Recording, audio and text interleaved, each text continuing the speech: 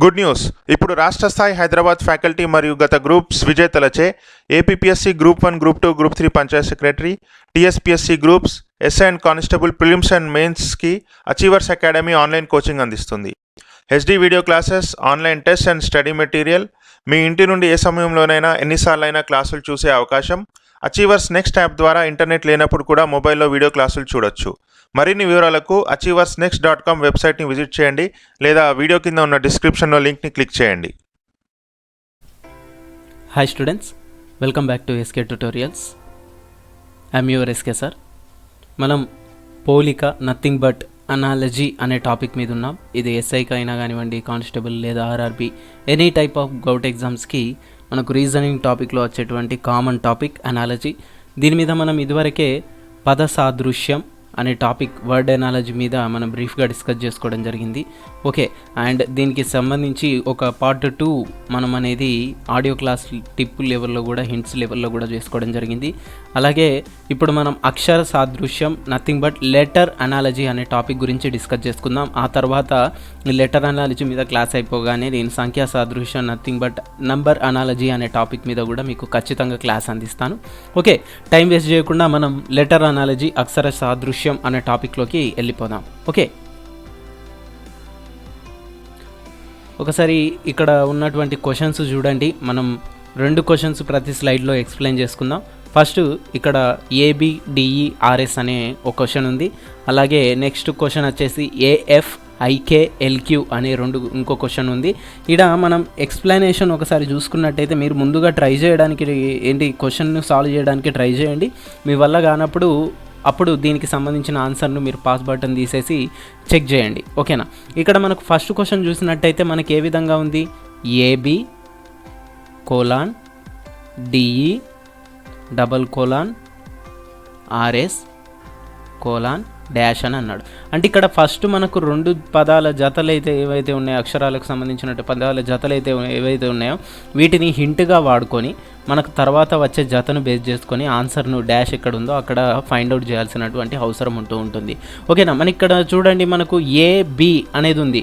తర్వాత ఏ వదిలేసి ఇక్కడ మనకు డిఈ వచ్చింది, సి వదిలేయడం వల్ల డిఈ అనేది వచ్చింది. అంటే ఏబి తర్వాత వచ్చేటువంటి సిని వదిలేసి, అంటే ఒక అక్షరాన్ని వదిలేసి డిఈలోకి జంప్ అయ్యాడు.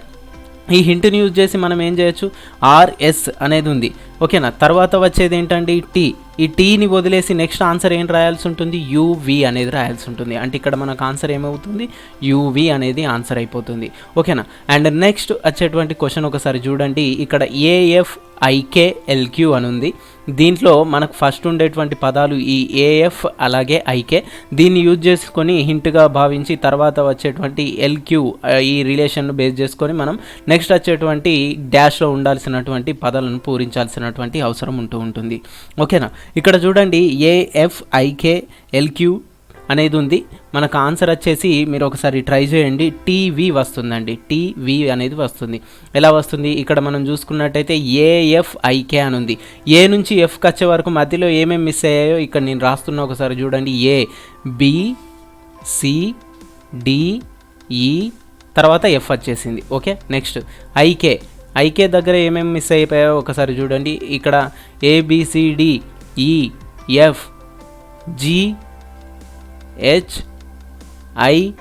తర్వాత ఐ వచ్చేసింది. ఇక్కడ జే వదిలేసి కే రాయడం జరిగింది. ఓకేనా, జే వదిలేసి కే రాయడం జరిగింది. అంటే GH వదిలేసిండు మధ్యలో, ABCDEF GH వదిలేసిండు, 2 పదాలను వదిలేసిండు. బట్ ఇక్కడ నెక్స్ట్ వచ్చినటువంటి పదం ఏదైతే ఉందో దాని మధ్యలో ఇంకో పదాన్ని వదిలేసి రాయడం జరిగింది. అంటే ఇక్కడ LQ అనేది ఉంది. LQ తర్వాత మనం అట్లా చూసుకున్నట్టయితే ఈ సీక్వెన్స్ని యూజ్ చేసి చూసుకున్నట్టయితే మనకు టీవీ అనే పదం వస్తుంది. మీరు సింపులే, దీన్ని అంతగా పట్టించుకోకండి, మొత్తం కూడా మీరు వీడియో చూడండి. తర్వాత ఈ ప్రాబ్లం మీకు డిప్లొమాటిక్గా అనిపిస్తే దాని మీద చూడండి. ఎందుకంటే ఒకటే క్వశ్చన్ మీద మనం ఎక్కువసేపు ఫోకస్ చేయడం వల్ల వీడియో లెంత్ అనేది ఎక్కువ అయిపోతుంది. ఓకేనా, మీరు ట్రై చేయండి. నెక్స్ట్ మనం ఇంకొక క్వశ్చన్లోకి వెళ్ళిపోదాం. ABFGTU FEDMKIPON. ఇక్కడ చూడండి మనకు ABFGTU అనేది ఫస్ట్ క్వశ్చన్ ఉంది. దీన్ని ఒకసారి మనం కింద మళ్ళీ రాస్తున్నాను చూడండి. AB మన ప్రాబ్లం సాల్వింగ్ కోసం, ఎఫ్జి, ఈ రెండింటి మధ్యలో ఉన్న రిలేషన్ను మనం ఫైండ్ అవుట్ చేయాల్సినటువంటి అవసరం ఉంటుంది. ఏబి మధ్యలో ఏమేమి వర్డ్స్ మిస్ అయ్యే, లెటర్స్ మిస్ అయ్యాయి ఒకసారి చూడండి. ఏబి, సి, ఇక్కడ ఏబి అనేది కాన్స్టెంట్గానే ఉంది, ఓకేనా.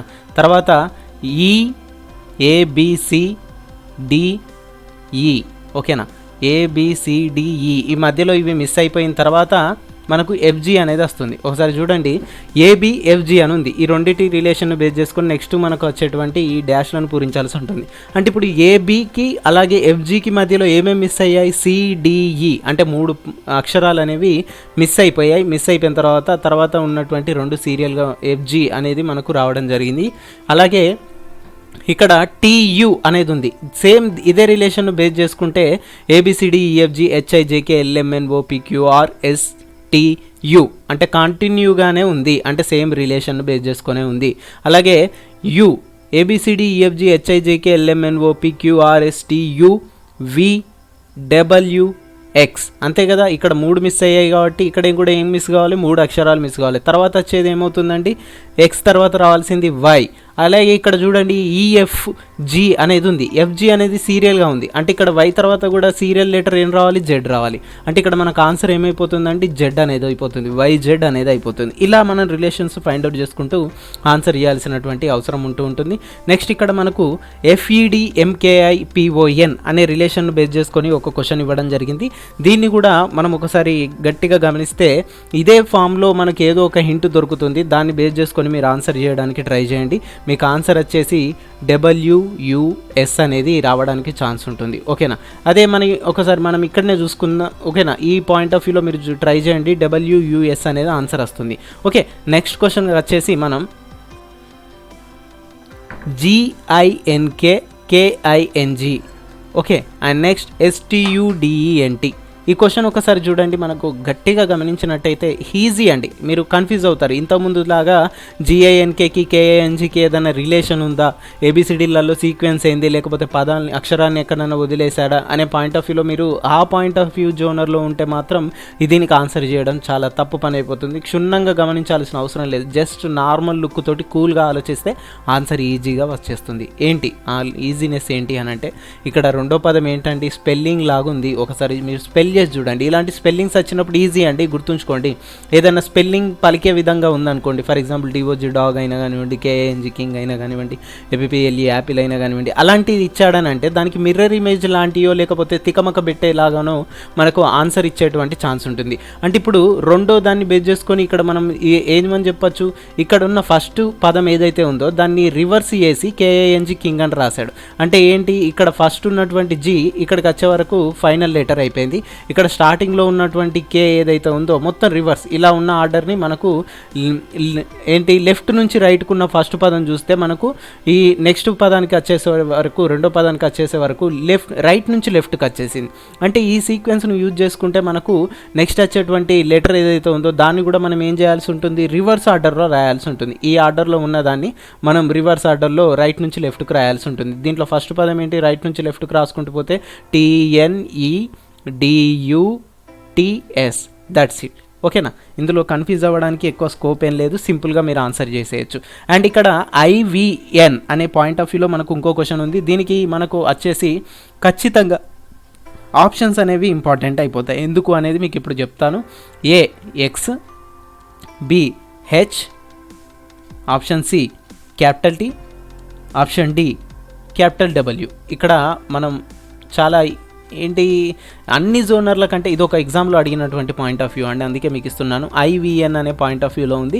ఇది అన్ని జోనర్ల కంటే డిఫరెంట్గా ఇచ్చినటువంటి అనాలజీ ప్రాబ్లం. ఇక్కడ మనం అబ్జర్వ్ చేస్తే ఏమవుతుందని అంటే మీరు సీక్వెన్స్ గమనించవచ్చు. ABCDEFGHIJKLMNOPQ ఇట్లా చూసుకుంటూ I తర్వాత V ఎక్కడ వస్తుంది, ఎన్ని పదాల తర్వాత, 13 అక్షరాల తర్వాతన లేకపోతే 10 అక్షరాల తర్వాతన V వస్తుంది. అలాగే N తర్వాత వచ్చేటువంటి 13వదో లేకపోతే 12వదో చూసుకొని నేను ఇక్కడ ఆన్సర్ పెట్టేస్తా అంటే అక్కడ మీకు ఆన్సర్ దొరకడానికి స్కోప్ ఉండదు.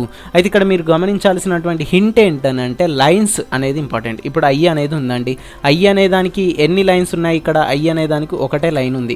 నెక్స్ట్ V అనేది ఉంది, V అనేది ఎన్ని లైన్స్తో ఫామ్ అవుతుంది, 1 2 లైన్స్తో ఫామ్ అవుతుంది.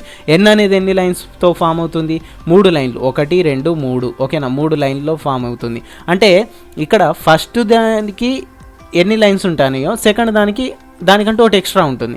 అంటే ఈ ముందున్న 2 పదాలను బేస్ చేసుకుంటే మరి ఇక్కడ ఎన్ అనే దానికి ఎన్ని లైన్స్ ఉన్నాయండి?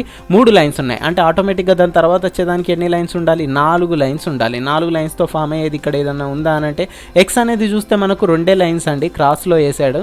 అందులో మీరు మళ్ళీ సపరేట్గా ఇక్కడ నుంచి వీ షేప్ పైకి ఒకటి, వీ షేప్ కిందికి ఒకటి తీసుకొని నేను 4 వేసుకుంటా అంటే తప్పండి. ఎక్స్ అనేది 2 లైన్స్ తోటే ఫామ్ అయిపోతుంది. ఇక్కడ హెచ్ అనేది 3 లైన్స్తో ఫామ్ అవుతుంది. టీ అనేది కూడా 2 లైన్స్తో ఫామ్ అవుతుంది. బట్ ఇక్కడ డబ్ల్యూకి వచ్చే వరకు మనం ఒకసారి చూసినట్టయితే 4 లైన్స్ ఉన్నాయండి. డబ్ల్యూ 1 2 3 4 ఓకేనా. అంటే ఇప్పుడు మనకు ఆన్సర్ ఏమైపోతుంది? డి అనేది ఆన్సర్ అయిపోతుంది. డబ్ల్యూ అనేది ఆన్సర్ అండి. ఓకేనా, సింపుల్. మీరు ఇలా కన్ఫ్యూజ్ కాకుండా ఈజీగా ఆన్సర్ చేయడానికి ట్రై చేయాలి.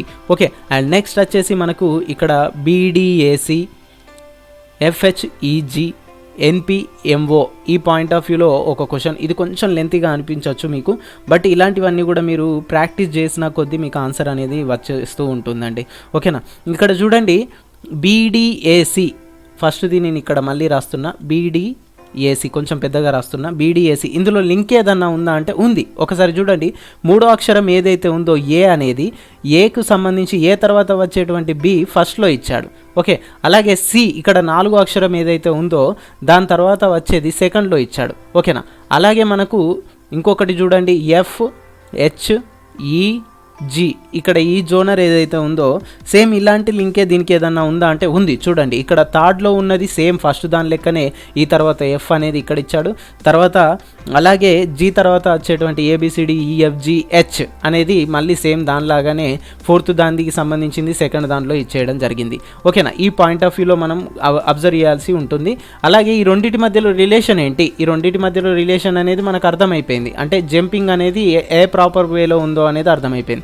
అలాగే ఇక్కడ సీక్వెన్స్లో ఏమైనా మిస్ అవుతున్నాయా అనేది మనం చూడాల్సి ఉంటుంది. ABCD 4 సీరియల్లో ఉన్నాయి. అలాగే ఇక్కడ కూడా EFGH ఓకేనా, ఇక్కడ కూడా 4 సీరియల్లో ఉన్నాయి. ఓకేనా, అదొకటి.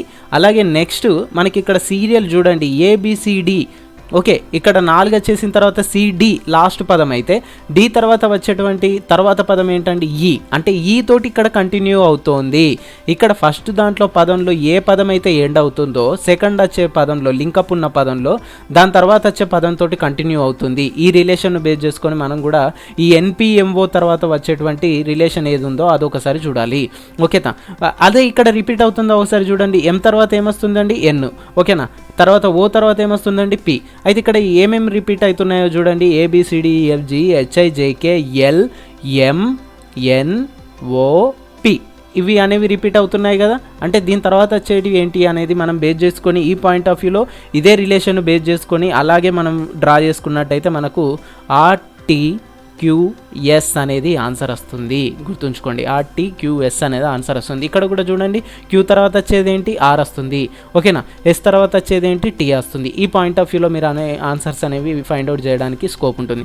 అదే ఒకసారి మీరు ఆన్సర్లో చూసినట్టయితే ఇక్కడ సీక్వెన్స్లో RTQS QRST అనే పాయింట్ ఆఫ్ వ్యూలో లేకుండా జంబుల్గా ఇందులో ఏదో ఒక వర్డ్ ఏదో ఒక లెటర్ మిస్ చేసి వేరే ఏదన్నా ఉందనుకోండి, అప్పుడు ఈజీగా మీరు QRST ఎందులో ఉంది, ఏ ఆప్షన్లో QRSTలు ఉన్నాయి అనేది ఒక్కసారి చూసుకొని అది ఫిట్ చేసుకుంటే సరిపోతుంది. మిగతా వాటిలలో ఎక్కడ QRST మిస్ అయినా కూడా, ఏ ఒక్కటి లెటర్ మిస్ అయినా కూడా అది చూడాల్సిన అవసరం లేదు. ఈ సీక్వెన్స్ అనేది లేకుండా కూడా మీరు ఆన్సర్ చేయడానికి స్కోప్ ఉంటుందండి. ఓకేనా, ఇదే లెటర్ అనాలజీకి సంబంధించినటువంటి మ్యాటర్. ఇవి లెటర్ అనాలజీకి సంబంధించినటువంటి ప్రాబ్లమ్స్. మీరు ఎంత ఎక్కువగా ప్రాక్టీస్ చేస్తే అంత యూస్ఫుల్గా ఉంటుంది. ఇవన్నీ కూడా గత ఎగ్జామ్స్ పాయింట్ ఆఫ్ వ్యూలో నేను బేస్ చేసుకొని మీకు కొంచెం డెప్త్గా వాడినటువంటి ప్రాబ్లమ్స్ని తీసుకొని మీకు ఎక్స్ప్లెయిన్ చేయడం జరిగింది. అందుకే మీరు వీలైనంత వరకు కూడా ప్రాబ్లమేటిక్గా ఏవైతే దొరుకుతూ ఉంటాయో మీకు ఆన్లైన్ అయినా కానివ్వండి, లేకపోతే బయట సిలబస్ కాపీలోనైనా కానివ్వండి, ఏమైనా దొరికినటువంటి క్వశ్చన్స్ ఏమైనా ఉంటే వాటి మీద కూడా ఈ అనాలజీకి సంబంధించినటువంటి క్వశ్చన్స్ ప్రాక్టీస్ చేయండి. తర్వాత మనం నెక్స్ట్ వచ్చేటువంటి కంటిన్యూ టాపిక్ నెంబర్ అనాలజీ మీద కూడా ఖచ్చితంగా క్లాసెస్ చేసుకుందాం. ఇందులో నెంబర్ అనాలజీకి సంబంధించినటువంటి ఇంపార్టెంట్ వే ఏదైతే ఉందో దాని మీద ఎక్కువగా ఫోకస్ చేసి డిస్కస్ చేసుకుందాం. Okay, thank you students, thanks for listening. Okay, మీరు కనుక న్యూ స్టూడెంట్ అయితే ఖచ్చితంగా సబ్స్క్రైబ్ అవ్వండి. అలాగే పక్కనే ఉండేటువంటి ఈ బెల్ ఐకాన్ క్లిక్ చేయడం మర్చిపోకండి. బెల్ ఐకాన్ క్లిక్ చేయడం వల్ల మేము కొత్తగా ఏ వీడియో అప్లోడ్ చేసినా కూడా మీకు నోటిఫికేషన్ వస్తుంది. Thank you once again. If you like the video, share in WhatsApp.